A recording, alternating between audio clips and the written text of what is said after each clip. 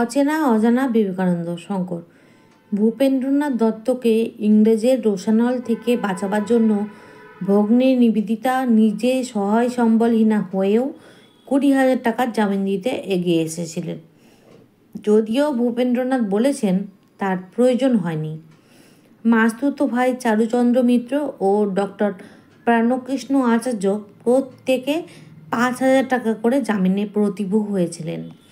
Jail থেকে মুক্তি পাওয়ার পরে সঙ্গে সঙ্গে বিদেশে না পালালে অন্য মামলায় ভূপেন্দ্রনাথ আবার জড়িয়ে পড়তে পারেন। এই গোপন খবরও সিস্টার নিবেদিতারই সংগ্রহ বলে মনে হয়। ভূপেন্দ্রনাথ লিখেছেন, তার মাতার অর্থানুকূল্যে আত্মপরিচয় গোপন করে তিনি বিদেশ পাড়ি দিয়েছিলেন। কিন্তু অভিজ্ঞ মণ্ডলের ধারণা জাহাজের টিকিটের দায়িত্ব নিবেদিতার পরম অনুগত একজন মানুষ নিয়েছিলেন।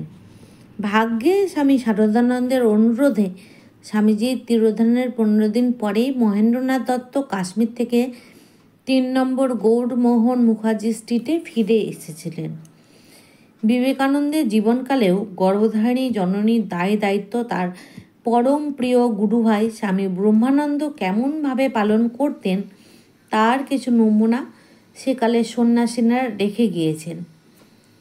স্বামী রমানন্দ ও খ্যাতনামা ডাক্তার তাপস বসু একটি মর্মস্পর্শী ঘটনার দিকে আমার দৃষ্টি আকর্ষণ করেছেন।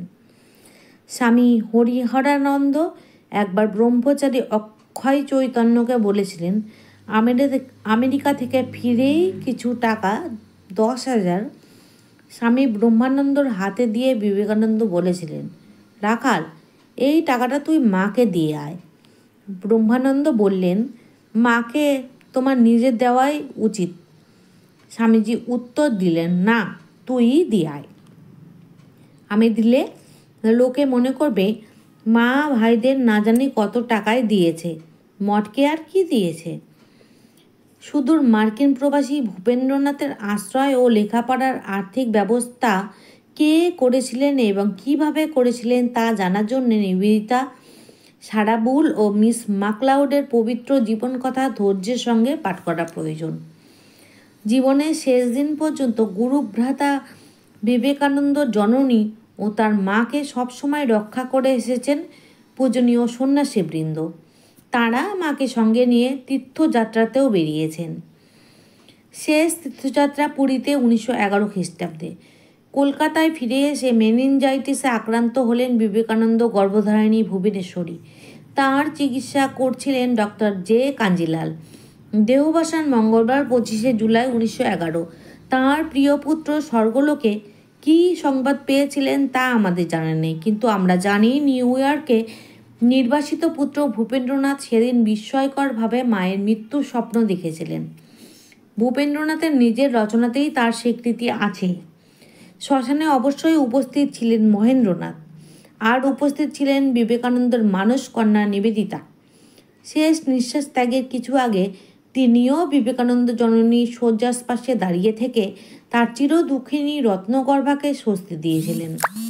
28শে জুলাই 1911 নিবেদিতা তার ইংরেজ বন্ধু দ্য স্টেটসম্যান পত্রিকার প্রাক্তন সম্পাদক র্যাডক্লিফকে লেখেন, 2 দিন আগে স্বামীজির গর্ভধারিণী দেহরক্ষা করলেন। তার ইনকার্নেশন অবতার পর্ব শেষ হলো এক অদ্ভুত পথে। শেষ নিঃশ্বাসের কয়েক ঘন্টা আগে মায়ের সঙ্গে আমার দেখা হয়। আবার তাকে দেখলাম শ্মশানে। স্বামীজির মহাসমাধির পরে পুত্র শোকাতুরার জননীর 9 বছর বেঁচে থাকা। এই পর্বে তার আর্থিক দায় দায়িত্ব কীভাবে মেটে? বেণীশঙ্কর শর্মার ধারণা, ক্ষেত্রীয় মহারাজেরা প্রতিশ্রুত মাসিক 100 টাকা অব্যাহত ছিল মায়ের মৃত্যু পর্যন্ত। হওয়া সম্ভব নয়, কিন্তু কেউ কেউ সন্দেহ প্রকাশ করেছেন। সুদূর প্রবাসে ভূপেন্দ্রনাথের দায়িত্ব যে বিবেকানন্দ বিদেশি অনুরাগীরা গ্রহণ করেছিলেন তা স্পষ্ট। মায়ের মৃত্যুর পর দেখেছি তাকে দেশে ফিরিয়ে এনে প্রতিষ্ঠিত করবার জন্য অবিরাম চেষ্টা চালাচ্ছেন মিস জোসেফিন ম্যাকলাউড। এমনকি স্বদেশে ভূপেন্দ্রনাথের একটা কাজের জন্য রবীন্দ্রনাথ ঠাকুরকে চিঠি লিখেছিলেন তিনি। ইলিনয় থেকে রবীন্দ্রনাথ জানিয়েছিলেন একজন ভূতপূর্ব স্বাধীনতা সংগ্রামীকে তাঁর স্কুলে চাকরি দিয়ে কীভাবে প্রতিষ্ঠান বন্ধ হয়ে যাওয়ার অবস্থা হয়েছিল। স্বামীজির ভাইকে চাকরি দিয়ে সাহায্য করতে পারেননি অসহায় রবীন্দ্রনাথ। তাঁর পরামর্শ ছিল, শাসক ইংরেজের মতিগতি যতক্ষণ না পাল্টাচ্ছে ততক্ষণ আমেরিকায় শিক্ষকতা করাটাই ভূপেন্দ্রনাথের পক্ষে শ্রেয়। নিবেদিতা চিঠি লিখেছিলেন মিস জোসেফিন ম্যাকলাউডকে।